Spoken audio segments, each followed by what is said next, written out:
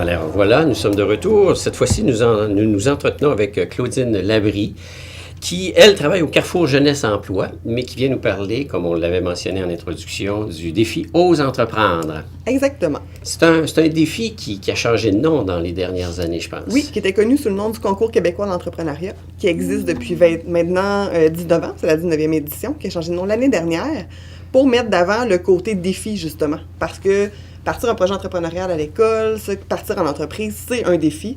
Et on lance le défi, justement, de vous inscrire.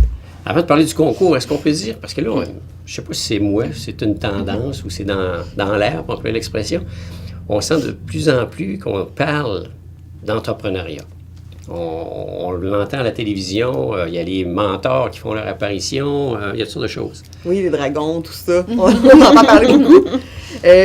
Oui, en fait, c'est une volonté au Québec. L'indice entrepreneurial augmente d'année en année, ce qui est une bonne nouvelle, parce que ça prend des entreprises pour avoir une vitalité économique. Et on a une volonté aussi de faire découvrir l'entrepreneuriat aux jeunes.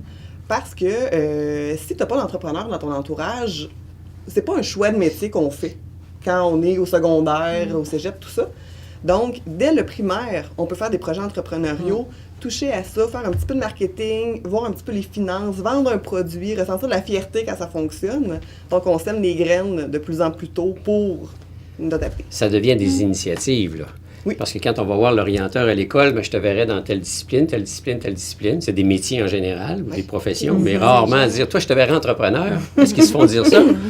Je crois que c'est très, très rare. Très rare. Et c'est pour ça que nous, on est là pour aller dans les écoles et des choses comme le défi existent pour dire, quoi que tu choisisses comme métier, il n'y a rien qui t'empêche d'en faire ta profession, d'être entrepreneur par la suite avec ta passion à toi, dans le fond. Parce que être entrepreneur, c'est une passion. En premier, oui. Hein? Vraiment, je pense qu'il y a quelque chose qui nous motive, puis de là, on fait le saut. Exactement. Alors, il y a deux volets au défi Ose entreprendre. Il y a le volet étudiant, puis il y a le volet entreprise. Exactement. Dans le volet étudiant, ça concerne les jeunes, les élèves, les étudiants du primaire, premier cycle jusqu'à l'universitaire. Et ça prend un projet entrepreneurial réalisé en classe ou en parascolaire et qui est en phase d'exécution avant la date limite de dépôt de projet, qui est le 14 mars. 14 mars 2017, date limite de dépôt du projet. Exactement. Okay. Donc ça, c'est le volet scolaire.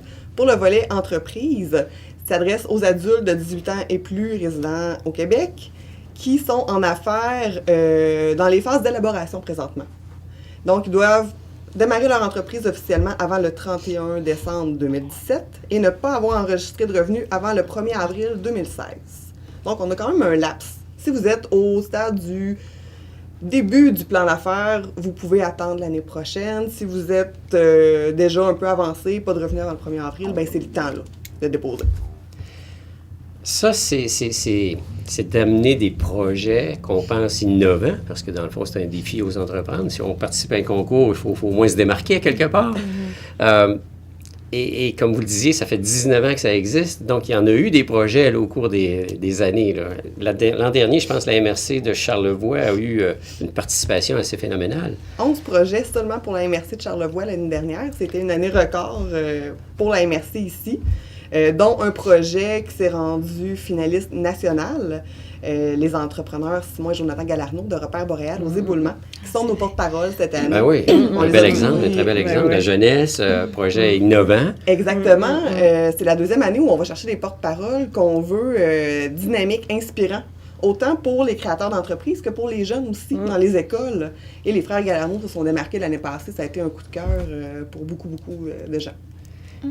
Puis le projet Boréal, juste pour en parler, c'est des maisons miniatures qu'on appelle en forêt.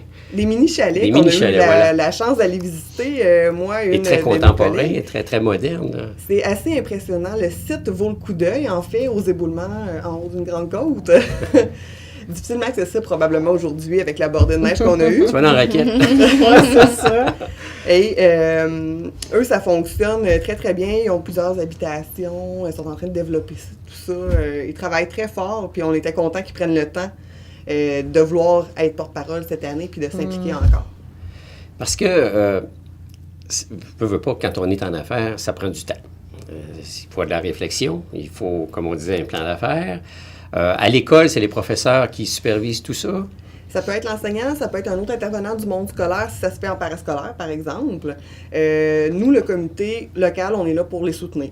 Au niveau de la création d'entreprise, on a Myriam Gauthier du côté de la MRC ici et Philippe Rouleau du côté de la MRC de l'Est, qui sont nos responsables locaux pour recevoir les projets qui peuvent les aider, tout ça. Si les gens ont des questions avant de déposer ou qu'ils voient ça gros parce qu'un concours implique le dépôt d'un dossier, en création d'entreprise, on demande un plan d'affaires et des prévisions financières. Des choses parfois avec lesquelles on n'est pas nécessairement à l'aise si notre passion c'est de faire du pain, par exemple. Là. Donc, eux sont là pour donner un coup de main là-dedans. Dans le volet étudiant, c'est Marianne Tremblay à la commission scolaire, puis il y a moi aussi au Carrefour Jeunesse Emploi qui peut se déplacer puis donner un coup de main dans la rédaction du dossier qui parfois peut en décourager parce que... C'est de la paperasse, on n'est pas familier avec tout ça, ça ne me tente pas, ou en tout cas, mais le projet, lui, peut être très intéressant. On peut passer à côté d'une belle opportunité de visibilité, là. Oui, exactement. Autant pour les entreprises, je crois que c'est le mot d'ordre qui sort d'année après année, là. La visibilité qu'ils ont eue, la notoriété que le concours leur a donnée, c'est un élément positif parce que aux différents échelons, on a des prix et au niveau local, on a toujours des prix en service pour justement augmenter la visibilité de nos lauréats et ça, c'est apprécié. Parce qu'il y a la portion locale, il y a la portion régionale, puis il y a la portion nationale. Exactement. Alors, finalement, je peux gagner au local, puis ça m'amène automatiquement au régional? Oui, nos lauréats locaux vont monter directement au niveau régional. Pour les jeunes, c'est lecture de dossier seulement. Pour les créations d'entreprise, c'est entrevue aussi devant le jury. Oh, un stress supplémentaire. Un stress supplémentaire, mais qu'ils vont déjà avoir vécu. Mais il faut être vendeur un peu, hein, je veux dire. Mais oui, quand même, ça implique. Un entrepreneur est en général vendeur. Mais on a une particularité ici dans Charlevoix qu'on a un jury aussi au niveau local. Donc, on a des gens qui lisent les dossiers avant et qui rencontrent nos promoteurs, autant du côté entreprise que du côté jeune. Ah. Et souvent, c'est là que ça se joue. C'est une nouveauté, ça? Non, ici, ça fait plusieurs années qu'on fonctionne comme ça. C'est une particularité parce qu'on se donne la peine de le faire. C'est pas partout, c'est pas une obligation de tenir des jurys. Ici, notre jury va être fin mars. Donc, autant les jeunes que les entrepreneurs arrivent et doivent présenter leur projet, faire un pitch de vente et essayer de convaincre. Ils ont combien de temps? Ça se passe en combien de temps? Une dizaine de minutes, Max. Quelques questions. Oui, c'est rapide. Puis de toute façon, j'appelle ça une bonne pratique parce que si on avance, puis qu'on a passé déjà une étape du genre, c'est démystifier ce qui se passe autour de ça, là. Exactement. Pour les entrepreneurs, en fait, c'est une pratique de ce qu'ils vont avoir à vivre au quotidien. Puis pour les jeunes, c'est une expérience qui est enrichissante, qui est stressante. Moi, cette journée-là, je suis à l'accueil, je les reçois, on essaie de leur changer les idées. C'est vraiment une expérience différente, là. Alors, le concours, c'est donc au niveau des écoles, au niveau des entreprises. La remise des prix va se faire, comme à l'habitude, au domaine Forget? Oui, début avril. On prend une avant-midi complète. Tout le monde est convoqué, lauréat, tout le monde est finaliste dans le fond. Puis c'est important que les gens soient là pour voir un petit peu ce qui se fait. Et c'est là que les bourses sont remises. C'est des bourses en argent pour les jeunes. Les jeunes et moins jeunes, parce qu'on a quand même des projets au niveau collégial aussi. Et il y a des bourses en argent et en service pour nos promoteurs en entreprise. Alors, ça vaut la peine parce que les porte-paroles de cette année sont rendus pratiquement jusqu'au national l'an dernier. Oui, ils ont eu des belles bourses au niveau local, régional, en plus de la visibilité que ça leur a donné. Parce qu'ils l'ont dit, ça leur a donné, ça les a mis sur la map, on peut l'expression, par rapport à leur projet.